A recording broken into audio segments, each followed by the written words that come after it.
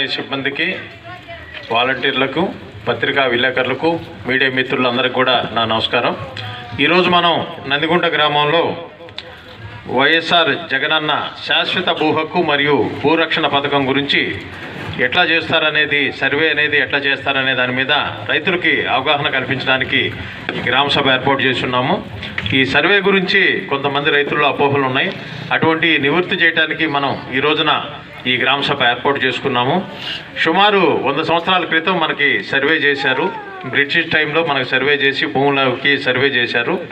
ఆ తర్వాత అనేక రకాలైన మార్పులు చేర్పులు వచ్చి రికార్డులు కరెక్ట్గా లేవు. దానివల్ల రైతులకి సమస్యలు ఏర్పడి చిన్న చిన్న సమస్యలకు కూడా కోర్టుల చుట్టూ తిరుగుతున్నారు. దీన్ని దృష్టిలో పెట్టుకొని గౌరవనీయులైన మన ముఖ్యమంత్రి గారు సమగ్ర సర్వేకి ఆదేశాలు ఇచ్చున్నారు. దాని ప్రకారం మనకి ఇళ్ల స్థలాలు, పట్టా భూములు, ప్రభుత్వ భూములన్నీ కూడా సర్వే చేయటం కూడా జరుగుతుంది. దీనికి వైఎస్ఆర్ జగనన్న శాశ్వత భూ హక్కు మరియు భూరక్షణ పథకం కింద మీ భూమి మా హామీ అని మన సర్వే టేకప్ చేస్తాము.